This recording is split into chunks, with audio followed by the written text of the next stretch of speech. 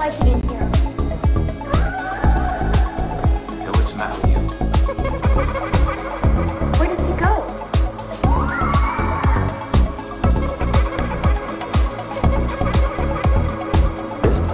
Wild. Put your soul into it.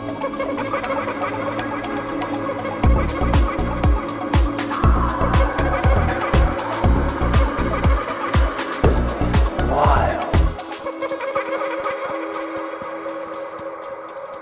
What's going on around you?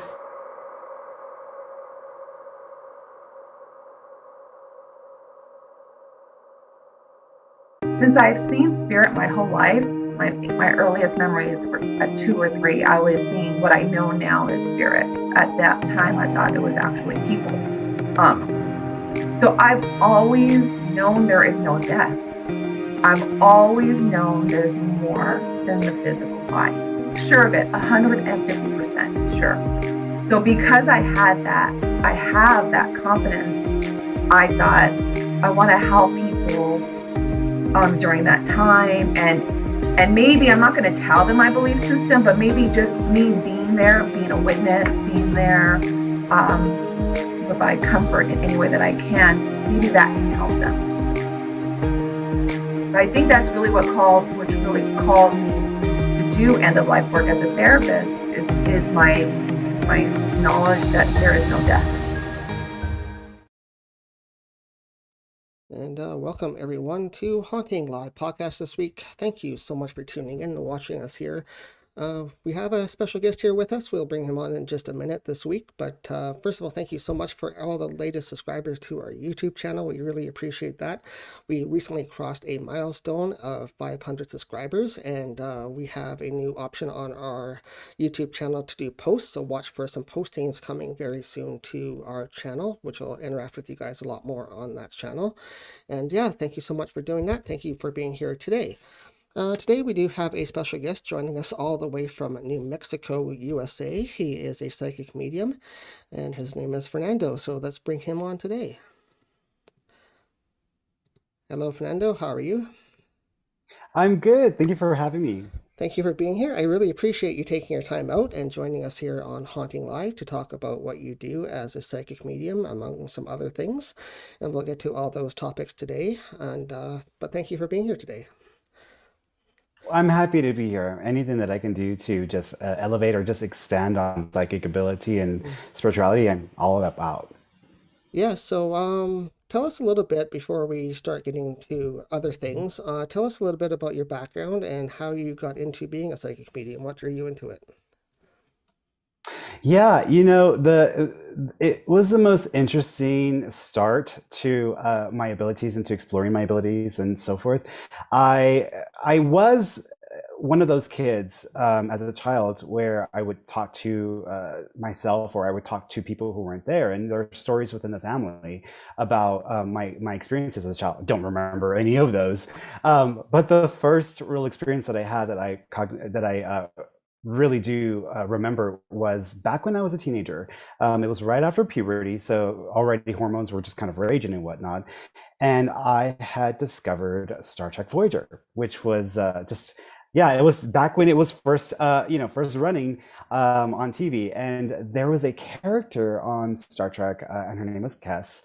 And she had these telepathic abilities to communicate and sense things. She could move things with her mind. And I was just so fascinated by this character and what she could do. And there was always a little bit of, I felt connected, or almost like a sense of familiarity with what she was able to do. And I always wondered, I wonder if we human beings, because they didn't approach it from a perspective of religion or dogma.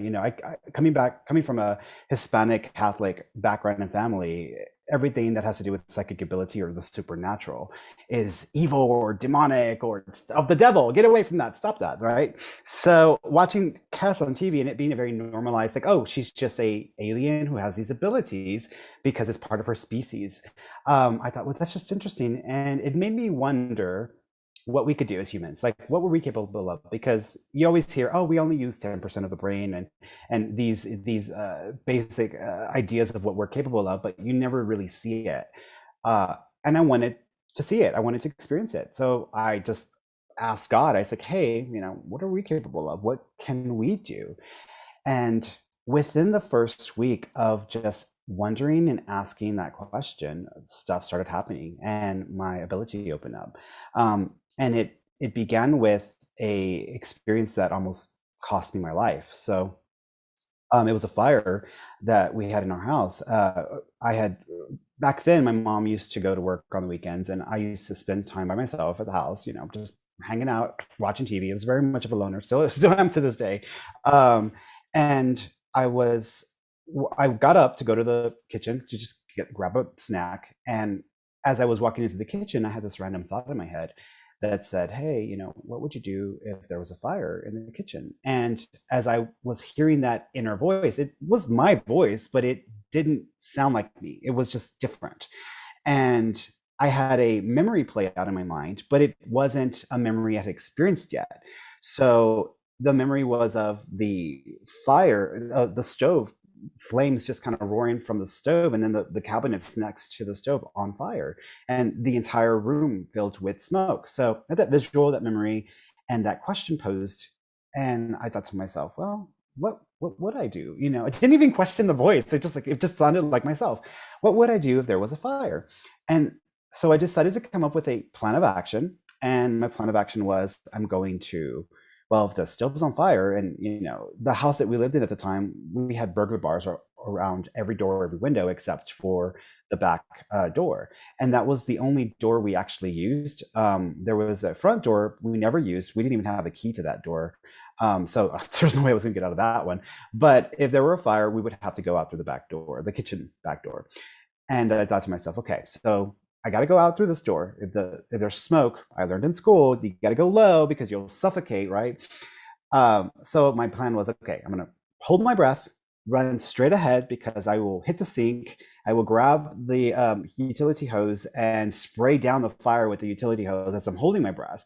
And then I'll run out through that back door. And then that way I will keep the house from burning down. And then I will put the fire out, and then I will be alive. And so that was my plan of action. So every day, for almost 2 weeks, I repeated that process daily, several times a day. Every time I got hungry and went looking for a snack, which was several times, I would repeat the process and pretend as if this was going to happen. So then 2 weeks later, my mom was at work, and I was in the kitchen. I was making some breakfast for myself, and the stove that we have was a hand-me-down. It was one that my uncle had handed down to us, and it was one of those electric coil stoves, and it didn't really work ideally. And sometimes when you would have it switched into off, it wouldn't always be off. So you would have to kind of put your hand over it to feel the heat. And once the heat stops radiating, you're like, okay, this is off. And so I finished making my pancakes. I turned off the stove, checked to make sure it was off. And the fire alarm was on and blaring, but it was always blaring when we cooked because we just cooked with high heat. But also someone thought it was an incredible idea to put one right above the stove. So every time we cooked, it would go off. I was used to drowning out the sound of the blaring fire alarm. So I finished my food. I finished cooking, took my food, went to my bedroom, and then just started eating and watching TV. And the alarm was still going off. Didn't think anything of it. Usually took a few minutes before it settled down. But that voice popped back into my head. That voice that I heard 2 weeks prior. And the voice was, Bernie, go to the kitchen. And I said, no, I don't want to go to the kitchen. And so I'm starting to have this conversation with myself. And I'm like, no, I don't want to go to the kitchen. I kind of want to eat my food and watch TV, And so then a second time, Fernando, go to the kitchen. And this time it was a bit firmer and a bit more intense. And I was like, no, I don't. Why do I want to go to the kitchen? And it started to feel like that obsessive thought that whenever like you leave your home and you think you may have not locked the door, you're like, maybe I should go back, should I not? So I was having that kind of experience, and I was having this conversation with this voice in my head. And I said, no, I don't want to go to the kitchen. I want to eat. And so then a third time, and this time it was like almost as if it were yelling in my head, Fernando, go to the kitchen. And I'm just like, I'm just like, okay, fine. Like I'll go. I will go to the kitchen. So I put my food down. I got up, walked over to the kitchen. And as I started to approach the kitchen doorway, there's black smoke smoke just billowing out from the doorway. And immediately I was like, oh shit. And I'm like, that's in that moment, like I knew exactly what was going on. And you could see some of the light of the flames happening. So then I ran to the doorway, and right there, as I stood at the doorway, there was the living, breathing memory of what I had experienced 2 weeks prior, just the exact thing that I had seen in my head. And so in the moment, the first thought I had was, what do I do? What do I do? Because you're caught off guard. You're not expecting that. I was not expecting to find that. So I was like, what do I do? What do I do? And like in the moment, I was kind of like in shock. But then as soon as I realized, wait a minute, I know what to do. I've been practicing for this all week long, all last weeks. So then immediately I did exactly what I had practiced. I held my breath. I went straight up to the sink. I pulled the hose out, and then I started spraying on the fire. It went out. It was a grease fire, so I don't know how it went out, but it went out. Yeah, because you're not supposed to put water in grease fire. And then I went out the back door, and that was it. And I, breathed, let the air, vacate, and that was it. So that was the first real psychic experience I had. And then after that, it just started to just happen more often and more often. Do you think it was something that was sort of gifted to you or planted to you as a warning or a precognition that this is what it's going to be like for the rest of your life, kind of thing? Or I think yes. I don't like to see myself as like, oh, you're special or you're unique or you're gifted, or I don't even like using the word gifted when it comes to this ability. And as much as I try to push that away, at the same time, this is not like a normal experience that people have where, hey, you were just given this forewarning of what was supposed to happen exactly as it was going to happen, and this is what you need to do to survive. And so it saved my life, and I have no choice but to accept that this was destined to happen in the way that it did. yeah, it's weird the way that it did happen because it gave you a warning beforehand. Have you had anything else like that happen, or Oh yeah. does it constantly happen day after day, or is it something that is important enough that it's a one-time warning type thing? So when with being a psychic, because I'm a psychic, I'm a medium, but I consider myself a prophet. But the reason why I consider myself a prophet, which is just a special term, is when I'm being psychic, I'm intentionally tuning into the future, and I'm trying to understand and to figure out some things. When I'm a spirit, I mean a medium, I'm communicating with a spirit, so it's a whole nother ball game. When I'm in prophet mode, I'm not seeking that information, it's being given to me, and usually it occurs in dream form.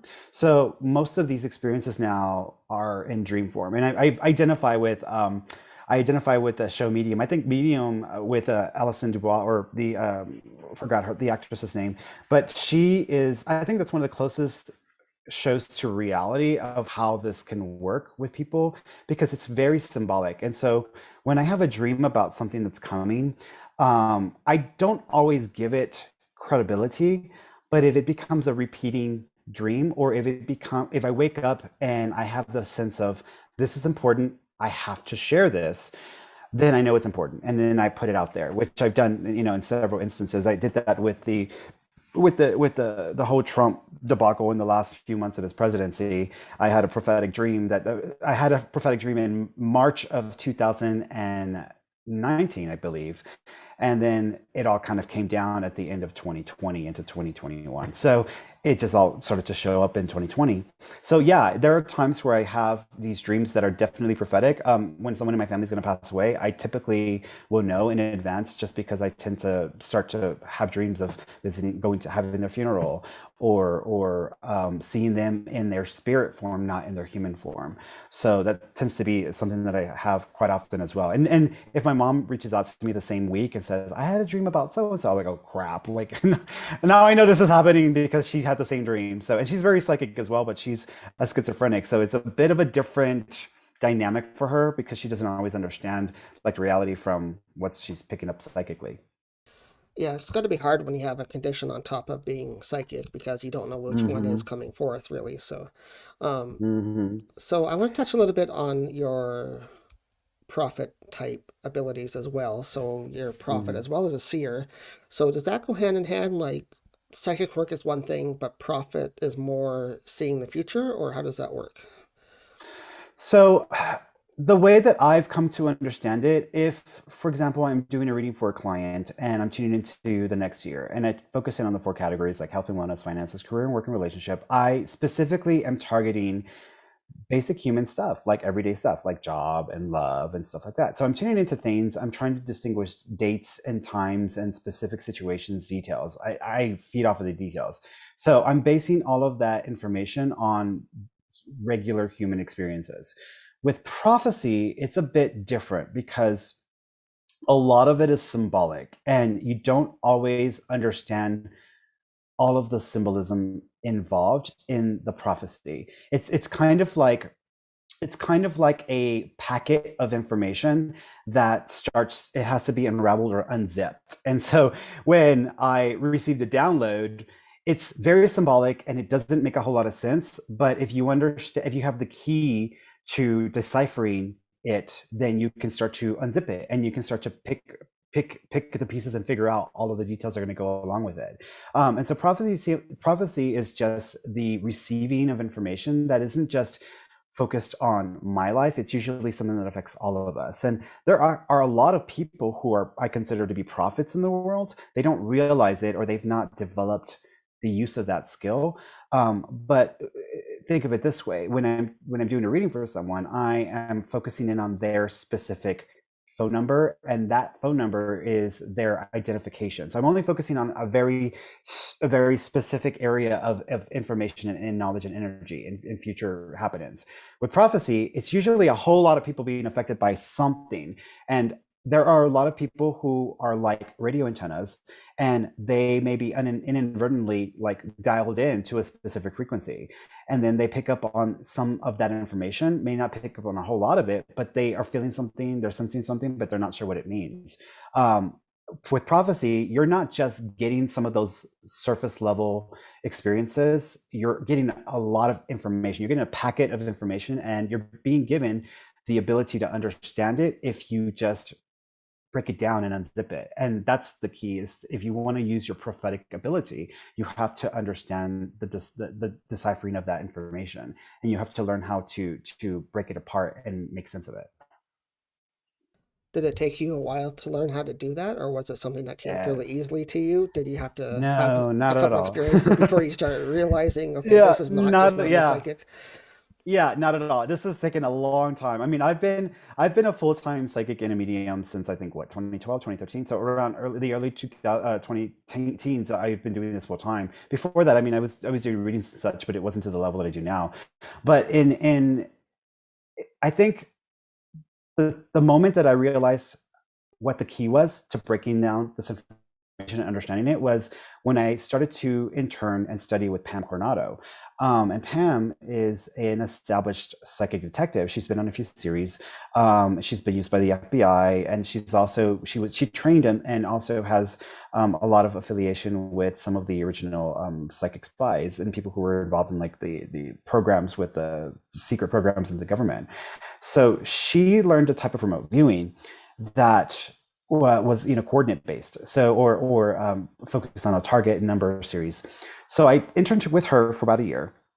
Before her, I was still doing readings, I was still tuning in and such, but I didn't have the type of structure or the ability to really get as much detail as I needed to be like stellar.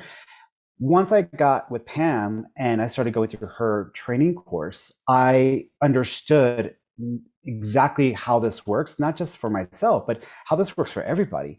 And it comes down to symbology. And this is something that has been used in so many cultures and in so many languages and in so many ways. And at the end of the day, I believe that we all communicate telepathically with each other through a form of symbology and meaning. So as humans, we come into life, we're born as children, we have to apply meaning to things. So when I think of this is a vessel, this is a cup. And this cup, for different people, it might mean different things. For an artist, it might mean a work of art. For a person who just likes coffee, it might just mean coffee cup. For others, it might just be a vessel that holds liquid. But at the end of the day, everybody has some sort of established meaning to that. And so when we are sensing energy, it's not like we're sensing a conversation or we're sensing complete meaning and defined structure or complex. When we're communicating with each other verbally, I am using specific words that mean specific things, and I'm bringing it together to say something very specific. With telepathy, there is no inner sentence or structure of words or meaning. It's just energy that has meaning. And so if I'm communicating something to someone, I have to communicate the energy and the thought behind that energy. So especially with the psychic classes that I run now, every student is the same way. People will come up with the same defined meanings for similar things because we all have human experiences and we all have very similar human experiences. So when we communicate with each other, we're using a type of symbology. So what is happening in your mind is a lot of symbolism and meaning, and you have to understand what that means on a basic level. So when I started practicing and studying with Pam, what she taught me was to never, when I tune into something and want to understand what I'm sensing, don't take it so literally. And that's one of the biggest tricks that psychics run into, especially newbies, is that they expect, oh, I'm going to be psychic right now. I want to know the answer. And what I receive is the exact perfect answer. And I'm like, no, this is my mistake that I made in the beginning as well. What you have to realize is that if you want the answer, your brain's going to give you the answer. You're going to get the information, but you need to understand that it's not very it's not direct. It's not going to be at face value. It's not going to be a perfect representation of the answer. It's just a representation of the answer. So when you start to peel back some of the initial layers of information and of meaning, you can get to more generalized form of that piece of information. And then it comes down to, it means something. And then that's how you use it. So with my ability and with Pam, I learned how to break everything down to its basic level understanding. And that's the key. That's the decipher. Anything you have a dream about that's very symbolic, generalize it, break it down to its basic level understanding, and then you'll start to understand the meaning. And when I think of like the Egyptians and hieroglyphics and some of these cultures that use all of these symbolic forms of language, I get it now why that became the language, because that is our basic way of communicating on an energetic level. Humans with humans, spirit to humans, animals to humans, it's the same thing. Yeah, that makes sense, because a lot of people in the past would use simple language. They wouldn't have a complicated language like even we have today. It would be a very simple hieroglyphics or whatever, Yeah. on rocks when they paint the paintings. They'll communicate very simply. Or even when people are doing like I guess woodwork or bushwork, like they're walking through the bush and they have somebody else with them, they'll leave little ways of finding them, right? Like break a stick here so they know which way you're traveling or whatever, that kind of thing. So very kind of prehistoric way of doing things, but it's the most simplest way of doing things too. How easy is it for somebody to jump from, say, they know they have some psychic abilities, but they don't know if they maybe have prophetic abilities? How easy is it for them to jump from one to the other? Say they want to start learning how to become a prophet. Prophecy requires a willingness to be used. I'm by default a control freak, and because I was a store manager for Starbucks for many, many years, I became more of a control freak because of that. And so I'll use my very first experience with because I did readings back in the day as a teenager. I started developing my skills, and then I had kind of a run-in with some guys that were just really rude because they didn't like what I had to say, and they said some awful things to me, and it shut me down. And I was like, God, I don't want to. And I was a teenager. I didn't have enough life experience to have a backbone, so I was like, I don't want to help people. If they're going to treat me like this, why do I want to do this for people? And I was doing it for free. I mean, I was getting calls every day. My mom's like, who the hell is calling? All these people are calling you. And I was a teenager. So I didn't want to do it. So I said, God, if you're going to have these crazy people coming to me and this is how it's going to be, I don't want to do this. So I just give it up. And I shouldn't have done that because it shut my ability down. And for almost 15 years, I had zero psychic ability. Even my natural empathic ability that I was already heightened with from the get-go from a child, it just wasn't working. I couldn't sense anything from people. So for years, I was like trying to get it to kick back on because I was like, what did I do? I totally I threw away something that was so precious and so valuable. So years went by. I tried to trigger this. I did all of the things that people usually do to try to build their psychic ability. I went to all of the metaphysical bookstores. I bought a hell of a lot of crystals. I bought a shitload of books about how to develop your psychic ability, and they all kind of came down to the same idea. Either do like automatic writing or just tune in, and then there wasn't a whole lot of real strategy behind using your ability. It was just very basic level stuff, and it wasn't really helping me. So I gave up trying to be a professional psychic medium, and I decided, you know what? At that time, I had a friend who was a Reiki healer, and I said, I'm gonna just go into the Reiki industry and become a Reiki healer, because at least I can do something in this industry, and at least I can do something in this area, in this genre. So in the first year of doing Reiki, my Reiki internship, I started to make some mistakes because I was trying to control the energy. I wanted to be Jesus. I wanted to heal a person and completely clear away all of their ailments and to restore them to full health, and that didn't work. I wasn't Jesus. I wasn't healing people miraculously. And my teacher was like, Fernie, you're trying to control the energy. You need to allow yourself to be used. You're not here to make a point or to be special or to get attention. Just allow yourself to be used, and in the process of being used, you will also receive the benefits of the energy. And it's okay. So I gave up just trying to be something or do something, and instead I just surrendered to the process and allowed it to be whatever it was going to be. And that was the moment that my psychic ability switched back on. And so over several months, I realized my ability was working again, and then I started to develop that again. And so it requires, in order to become a prophet, to start to receive that kind of level of information, because we are all receiving it. We're on Earth, completely disconnected from source energy. We are tuned in, and in one way, shape, or form, we're going to be aware of it. And those of us who are prophets or who are lined up with the energy, we will receive the download. We'll receive that packet. So you have to surrender to the process of being used, and you can't intend to use it in a way to control something, or you can't control the information or how it's going to come to you. You just have to surrender to it. And in the process, you receive these downloads randomly when something's coming up.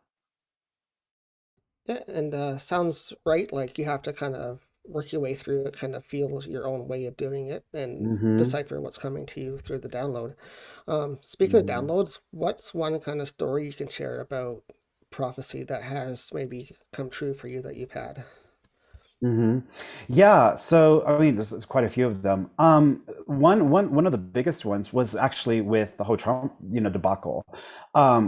Yeah, so that in 2019, I think that was the beginning of when the prophetic part of my ability was kicking on, because in that year I had 2 or 3 separate dreams that were very prophetic, and what I find is that sometimes when something big is happening, I will have other dreams about surrounding events to pinpoint the time frame so that they give me a time frame for when it's going to happen.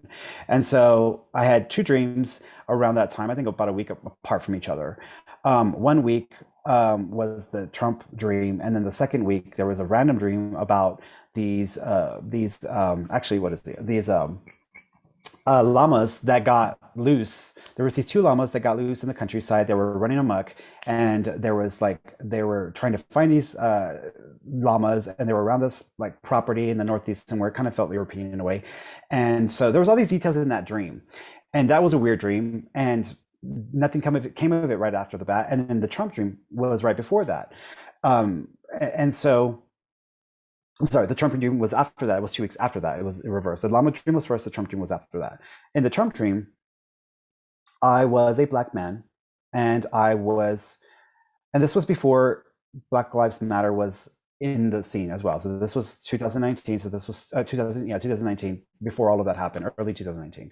So I was a Black man, and I was marching with other Black people, and it felt very much like one of those marches during the civil rights movement, where you're trying to raise awareness for, how things are not the way they're supposed to be, and it should be equal. And so I was a Black male marching. We were at the White House, and we were essentially trying to oust the administration.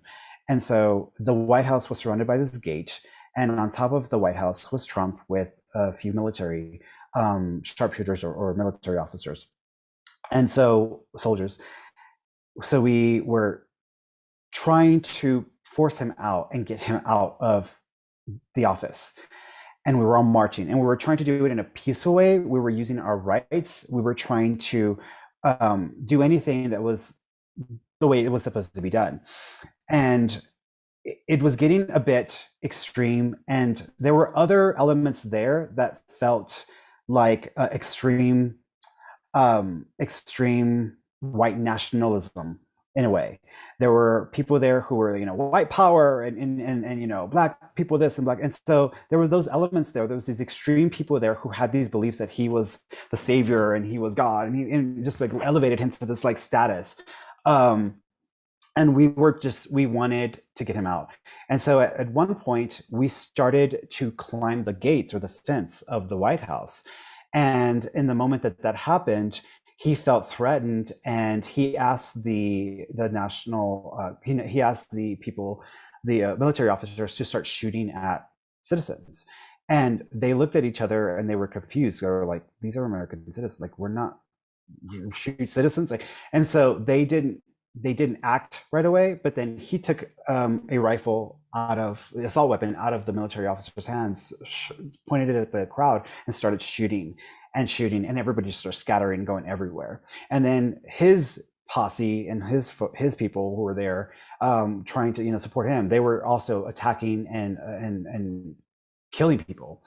And so we all scattered about, ran in different places, and then after the fact, the day after, that night, everybody was rushing to hospitals. Hospitals were bombarded. And it was so odd because the hospitals were completely congested with people.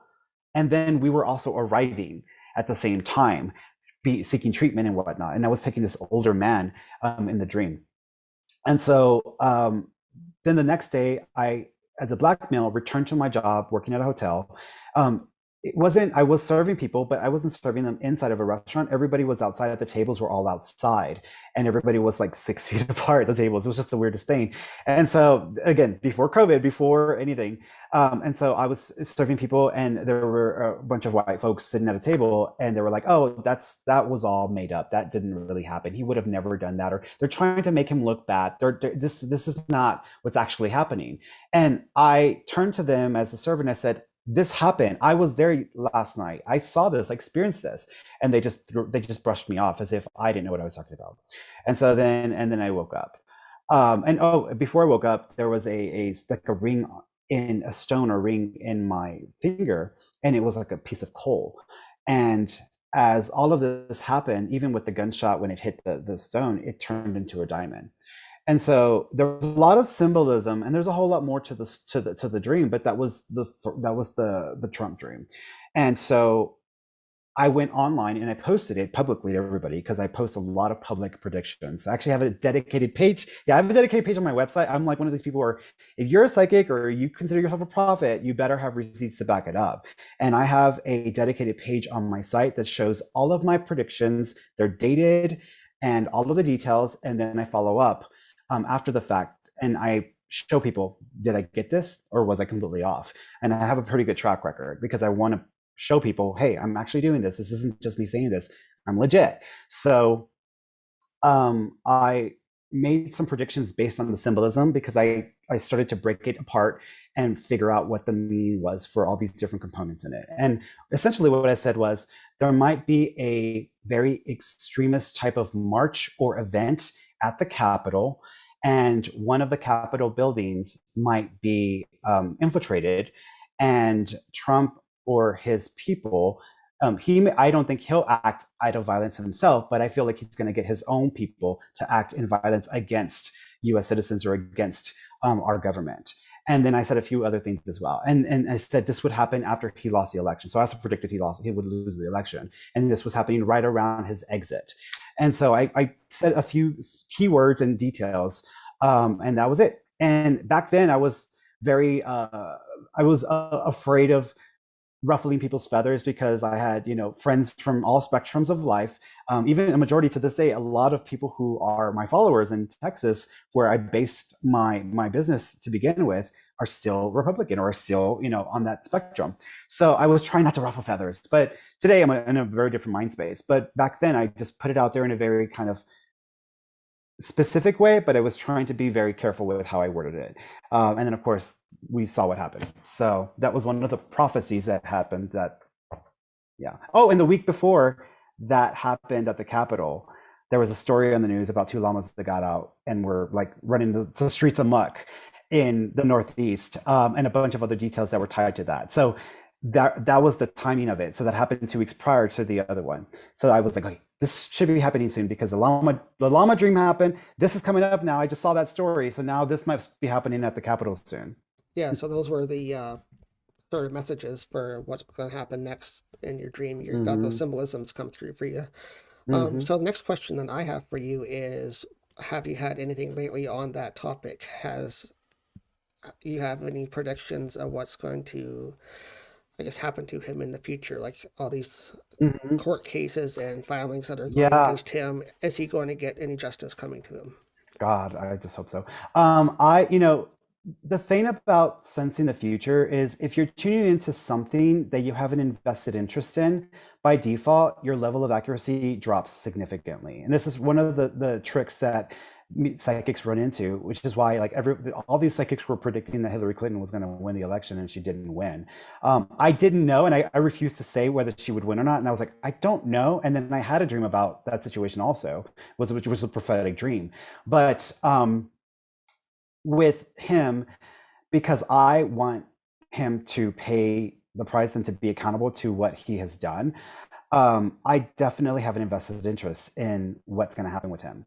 But I have made predictions around what would happen to him. And I ultimately said he would lose the election. There would be a whole host of different charges and things brought up against him that he would just, not really be affected by. But I said at some point, I did see him leaving the country or operating outside of the US. And I also felt that the one thing that might actually get him or cause him to be prosecuted would actually have nothing to do with like the political stuff, and would actually have something to do with a case around rape or a case around a minor being raped or an assault. So that's what I predicted. We'll see what happens. But I because I have an invested interest, I was like, but that's what I'm thinking. Yeah, that's true. I'm not going to say too much, but I have heard things along the similar lines as that. So let's hope something will happen because of that. But anyways, before we do let you go today, again, thank you so much for coming on and talking to us a bit about what you do as a bunch of different things: psychic medium, prophet and seer as well. So you have a lot of different abilities that you share with people and your clients. Is there anything that you've been working on lately that you want to talk about before we let you go? Yeah, I am working on my first book because I really do believe that everybody can do what I do. And I try not to like put myself on a soapbox because I don't want people to feel like, oh, you have to be special or you have to be, divinely touched or, and I think a lot of psychics and mediums have a really bad habit of trying to use this as a way to like showboat and make themselves stand out of a crowd, and just for the attention. I'm granted I'm an attention whore myself, but at the same time, like when it comes to psychic ability, we all can do what I do, and some people even better. And what I try to do is teach people as much as I can and just help them to get through the shortcuts. And I try to avoid a lot of the fluffy spiritual stuff where, oh, you have to get, you have to have a spirit guide, or you have to use a crystal, or you have to go and get your chakras aligned and cleared. No, you don't do any of that stuff. You don't have to be on a special diet. All you have to do is just pay attention to what's going on in your brain and then use your ability once you understand it through strategy. So with the first book that I'm writing now, it's going to be focused on that. It's like a no bullshit book. It's just getting to the point, developing your ability and practicing and using it if you really are serious about getting this to work for you. So that's one thing that I'm working on right now. And I'm expecting, hopefully, that it will be out by the end of the year, if not sooner. But I'm also, I do lives every Wednesday and Friday. This is my way of giving back, just because I believe that if we have this ability, we should be giving back in one way, shape, or form. And so every Friday And every Wednesday and Friday, I do about an hour and a half of lives where I get on Instagram or TikTok or Facebook or YouTube, on Twitter. I call it Twatter because everybody on there is like twat. But I get on there and I do readings for people for free. There's no charge, just because I want to show people, one, this is how it works, and there's no editing, and two, you know, it's my way of kind of, again, giving back, because there are a lot of people who can't afford this. And there are a lot of psychics who charge a wazoo amount of money. I'm like, the average person can't afford like a $300 30-minute reading. So that's something that I offer for people as well. So I invite people to check it out and whatnot. There might be a new, I am on a TV show once a month on a regular basis. It's in Colorado Springs in Colorado. And I just go on there and do a little segment here and there. And we talk about different things also. So that's been pretty fun. So there might be a TV project in the works. I don't know yet. I'm still waiting to hear back from that. But the moment that I know, I will definitely let people know. And definitely, sure, we can share it on our social media as well. Definitely your weekly readings, we can post those up onto, we have a group on Facebook too, so for Haunting Live, so we can definitely share anything to there that you guys are doing. So, but thank you so much, Fernando, for coming on. I appreciate it, and it was very nice to meet you and all that you do, for sharing your talents with us and your abilities as well. So, very interesting, different topic than what we normally have here on the show. So, awesome. Well, thank you so much. I appreciate you having me. That's been wonderful. Thank you so much. And thanks again for coming on today. Thank you. Thank you.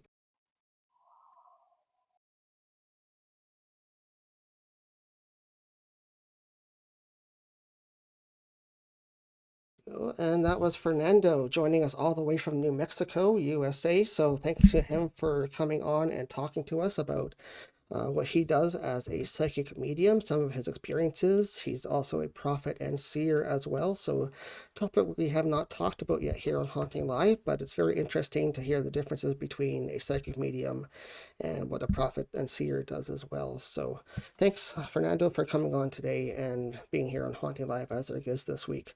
But thank you all as well for tuning in this week. We appreciate all the views lately on our videos we've been doing for you guys on our YouTube channel. We have a couple new videos posted. One is a brand new interview from Andrea Perron from the Conjuring series. They were the original family that owned the Conjuring home. And this is our second interview that we were able to do with her. So we talked to her about some different topics, what happened before they bought the home and stuff in her life. So very interesting interview to go check out there on our page. It's posted now. Another thing coming up as well, Chris here at Haunting Live Podcast, Divine Oracle Readings. He's going to be at a event locally here. If you guys are local to us, you can come out to the event at the Breslau Airport, which is right close to us here in where we live, and come to our event table there and get free readings there. We will also have merch from our merch store here at Haunting Live Podcast for you guys to check out. So if you're in the local area where we are, come check that out. You can find the information on our website, which is HauntingLivePodcast.com. As well, check out our merch and other things we have posted up there for you on our website, which is HauntingLivePodcast.com.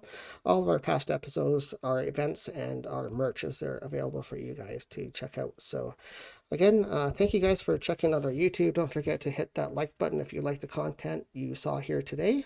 And also subscribe to our channel. We recently crossed over 500 subscribers, so that's amazing. Thank you so much. We appreciate it. Look for more posts and more videos coming to our YouTube channel in the future. But thank you guys so much for tuning in today. We'll be back here next week with a brand new guest in the paranormal field and interview them here next Sunday for you guys. So thank you for tuning in. Have a great rest of your weekend, and we'll see you back here next week for Haunting Live Podcast. The intuitive part happens when all of a sudden you realize that you're looking at pictures, right? You're looking at pictures on cardboard that somehow make so much sense to you or your sitter that you can't really explain why, right? Because it's, tarot is a strange thing to do. It's not very logical. When you start to try, to break down why it works. It's one of those things that I would say it shouldn't work, but it does. It wasn't until after I started meditating when I was probably in my 40s or so, because I was on Wall Street. I was getting, totally stressed out. I started meditating every single day just to relax. And after about 12 months of meditation, one day I had a spiritual awakening where all of a sudden I saw 4 spirits in my mind's eye. And I had this dramatic experience, which was absolutely beautiful. And after that awakening, it was really where all of a sudden the door kind of reopened. So this guy, you know, I was giving him, his mother showed me what she looked like, and she was giving me evidence of her life and how she passed and all these things. And he's just acknowledging, yes, yes, yes, yes, yes. I'm not sure, whatever you're not sure of, just write down, you'll remember it later. And just before the spirit was about to be done and I was about to wrap up the reading, she gave me the finger. My face dropped and I'm like, oh shoot. I'm like, why did she do that? Because that never happened to me before. And I'm going, why did she do that? Do I tell him? Do I say this to him? And I said, I can't withhold information. So I said, listen, sir, I don't know how to tell you this. And it's a little strange because this never happened to me. I says, but your mom gave me the finger. He was laughing so hard to the point of tears. As Spirit works with us, when the student is ready, the teacher comes, and there was an elderly gentleman that came to get massage work. There was something about him that was so different. The white hair, the most crystal blue eyes I'd ever seen. So he's on the table and he's telling me he has this shoulder problem. And I said, okay, I can do blah, blah, blah. And he said to me, no, we're going to do something different today. So I placed my hand above and I felt the discrepancy where the injury was. And he said, I want you to take your hand and move this energy around. And then afterwards, I looked at him and I said, well, who are you? Where did you come from? And he just smiled at me and he goes, I'm just a traveler.